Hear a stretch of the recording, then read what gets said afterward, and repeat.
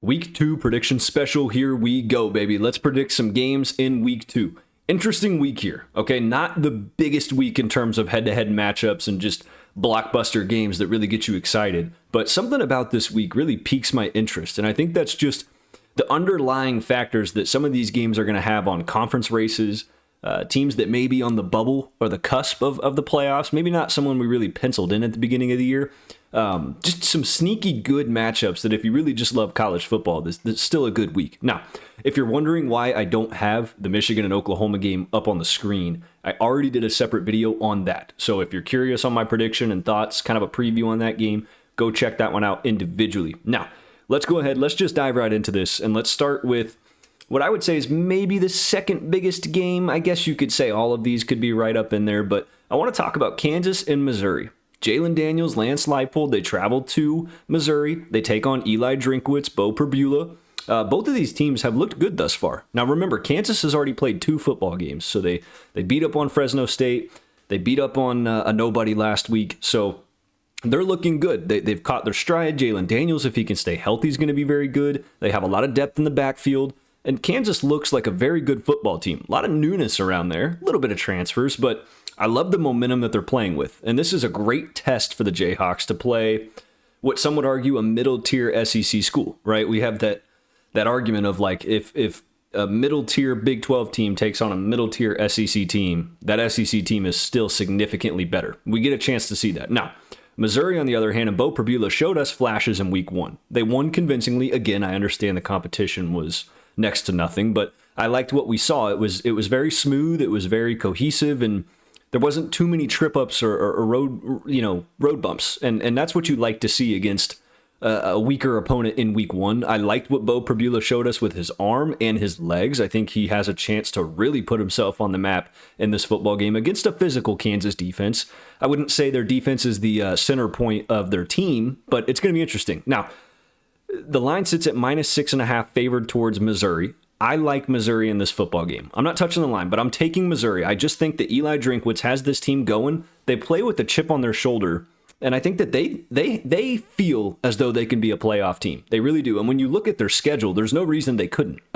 One of the easier schedules in the SEC in conference play and just all around. Now, this is, I'll give them what I would argue is a decent out-of-conference matchup here against a good chippy Kansas team. So a lot of entertainment value in this one. I'm super eager to see how Lance Leipold's team plays, but I'm taking the Missouri Tigers to win this game. I think it's going to be a close one, a 4-quarter battle. I think it's going to be a lot of offensive fireworks, but I'm taking the Tigers. So let's move to our next game here. This line blows my mind. Oklahoma State traveling to Eugene to take on Oregon. Now, a little bit of background to this one. There's been some media talk. Now, Mike Gundy came out, made comments about how Oregon's roster is worth X amount of dollars, I don't know, 20, 30, 40 million, whatever it is. I'm not even sure. Dan Lanning comes out and says, hey, we spend money to win games. Other programs save money to make excuses. This line to me is almost disrespectful. I'm gonna cut to the chase and just say I think Oregon wins this football game flat out. I'm not gonna touch that line though. I do think Oklahoma State will come out and be competitive. They're gonna be a tougher matchup than Montana State was for the Ducks last week, and Oregon handled them convincingly. Oregon looked good, really, really good. Dante Moore showed a lot of flashes. Oklahoma State didn't look bad. I went back, watched their film. And I love Mike Gundy, but the approach in those comments almost just feels like we're finding an excuse before the game's even played. Like, and I noticed Dan Lanning made a comment of like, hey, well, your team was probably worth more than who you played last week, and that wasn't brought up. But now it's being brought up. So interesting approach. I get where Gundy's coming from, right? He's an old-fashioned guy. He was around well before the NIL era and the transfer portal era and all of this money being spent.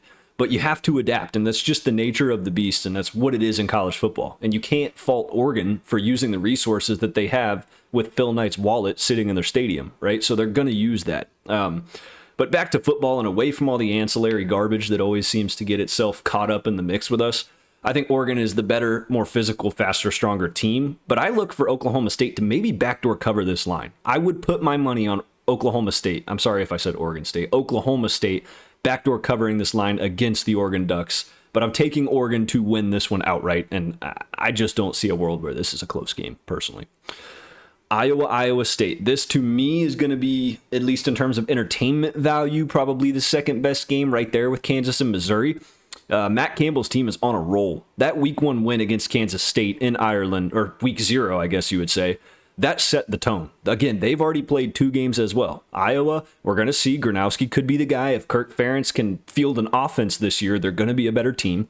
It's hard to really gauge after last week. 35 points might be a record for the Hawkeyes. Apologies to any Iowa fans watching this. But with all of that being said, I think this is going to be a great game. Last year, this was an incredible game that Iowa State won on, I want to say like a 52 or 53-yard field goal. But Iowa State is rolling with momentum. I'm taking the Cyclones to win this game. They're at home. I think they cover -3.5. That defense stuffs an offense that's still trying to get their feet wet and find an identity with Gronowski. I think Rocco Beck's going to continue to roll. And this team has just caught that momentum. They look hot. That week, like I said, that week 0 win was so big for them to really set the tone. They handled South Dakota last week. Rocco Beck looked phenomenal. I think they just keep it rolling being at home. Like Matt Campbell's got this team tunnel vision, laser focused. They could be a dangerous team in the Big 12. Very, very dangerous. As for Iowa and that Big 10 race, I mean, this really is kind of a must-win game for them, especially considering it's an out-of-conference matchup with all of Big 10 conference play still left to go for them. I just think the Cyclones are going to win this game, and I think they cover that -3.5. Next game here is going to be interesting. Now, a lot of you may look at this and think, wow. And it doesn't surprise me that this line sits at -6.5. The way Arizona State performed last week, and I guess I should tell you if you're not watching, Arizona State at Mississippi State is the game here. I got it up on the screen. ASU didn't look great. Now, I'm taking ASU to win this game. Let me just set the table and get that out of the way with. I think the Sun Devils will go into Starkville, and I do think they'll win this football game. However, I love Jeff Lebby. I love the idea of how many new faces they have in that program. They started off slow against Southern Miss last week, but once they found the rhythm, they had a pulse. They looked good. Offensively, Blake Shapen was getting it going, and I liked what they did. And I trust Jeff Lebby. I actually made a video of SEC teams that I think will hit the over on their win total. Mississippi State was projected at 3.5 was their line. I think they go over that. Now, again, they have a tough schedule. Top at least 10, I think, in the country, almost top 15 in the country. And being in the SEC, that's obviously not a surprise, but Southern Miss. Now, ASU, I want you guys to note, last year these two teams played each other in week 2 before anyone had found an identity, and it was a one-possession game all the way down to the fourth quarter. Now, we saw how both teams, one went completely up and the other went completely down. ASU found their feet. Mississippi State's fell out from underneath them for the rest of the year. But being in Starkville, the cowbells will be loud. The environment will be great. It'll be an amazing crowd there. Look, I think they're going to come out and play inspired football. I don't think they cover -6 or +6.5, I guess would be the way to say it. I don't think they cover. I do think that having a coach like Kenny Dillingham, he was not happy about that performance against Northern Arizona last week, and nor should he. They did not look very good. Too many penalties, a lot of inefficiency on the offensive side of the ball. Outside of Sam Leavitt, who I thought still played a good game, there was a little bit of an inaccuracy here and there. And it just didn't look very cohesive and meshed, but it's week 1, right? That's the beauty of playing a team like NAU in week 1, is that you can iron all that out. Now you travel against an SEC team who's at the bottom of the conference, at least as of last year. I do think Mississippi State throws some punches in this game. I really do. I think they're going to make this thing interesting, but I like Sam Leavitt. I love Marcus Arroyo, offensive coordinator. I like Kenny Dillingham. I'm sure this was probably the toughest week of practice ASU will have all year, in response to how poorly they played in that week 1 game. So they'll come out and they'll be ready. And even if they get punched in the mouth, I don't think the leadership like Dillingham and Leavitt have is going to let this team lose this game. I do think they cover this -6.5. Now, I don't think this game gets out of hand for Mississippi State. I don't think it's going to be like a 50-point blowout towards the Sun Devils, but I do think ASU will win by at least more than a touchdown, if not exactly at a touchdown. Let's talk about some games here. We'll kind of fly through these that I don't have listed, and we'll wrap this up for you guys. USF at Florida. This one's interesting, all right? At first, before the season started, we just kind of crossed this off as a Gators win. Before Florida hits the road at LSU, then I think they might have a bye week, then at Miami, and then they have to play Texas at home, A&M on the road, I believe. I mean, it just gets brutal. Florida takes a turn towards the toughest schedule in the country after this football game. But it only gets tougher now after seeing the performance that USF put on last week. Now, Boise State is not the Gators. That's not what I'm saying. However, that line's at -17.5. It's fluctuated a bit. Florida's got to be careful. This is a game that they cannot overlook, thinking about going to Death Valley the following week, which will probably, game day could be there. It could be the game of the week. It's really going to be the true start of their season. But this is a great chance for Florida to prove their dominance and really iron things up before they take on LSU. So I think this game has some entertainment value. I'm curious to see how Lagway plays. Statistically speaking, he looked good, but Florida had 8 plays of negative yardage against Long Island University. So they won the game 55-0. So there's nothing to be concerned about for the Gators whatsoever. However, there were, even outside of that score, some moments where they didn't look great. Again, it's week 1. So this is a really good chance against a competitive USF team that's they're going to roll in and fired up, ready to go. Alex Golish will have these guys ready to play football. They got a huge chip on their shoulders after the way they completely obliterated Boise State. So a little interesting there. They maybe could cover that 17.5. It's possible, but I do think the Gators win that one. Next up, Illinois at Duke. This line is interesting. Duke is at home, okay, but Illinois is only favored -2.5. And this is the number 11 team in the country per the AP poll. Now, whether you agree with that or not may change your opinion on this line, but I think Illinois wins this game. I wasn't too impressed with how Duke played against Elon last week. It was a very slow start.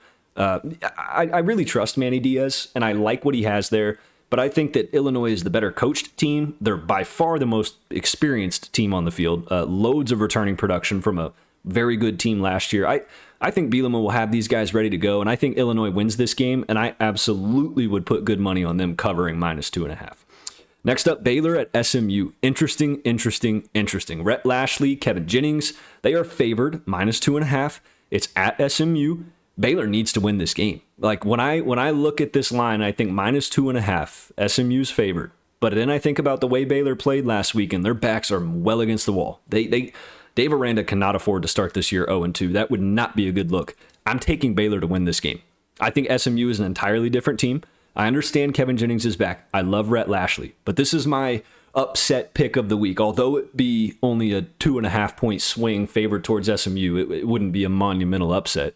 But I'm taking Baylor. I think Dave Aranda, Matt Polich gets the defense playing a little bit better. They put pressure on Kevin Jennings.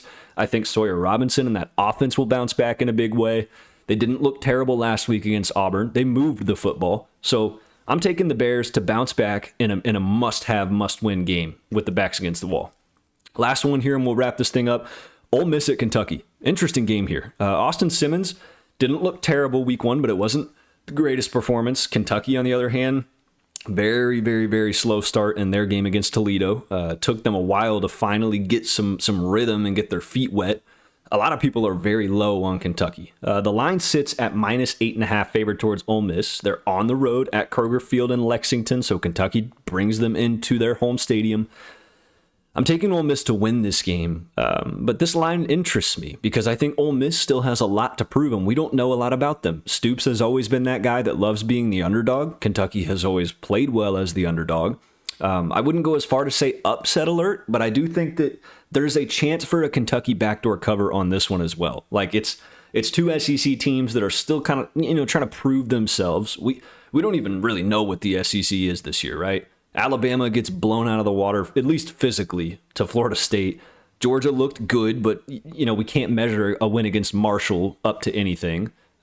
Texas A&M had a slow start against UTSA, so many question marks. This will be interesting against two SEC schools already facing off in week 2. So that's all I got, guys. If you made it this far, I love you. I appreciate every single one of you. Let me know if I missed a game that you're betting on or you're interested in, or if you disagree with my predictions. Let me know what you guys think. Appreciate you for tuning in, and I will see you in the next video. Thank you, guys.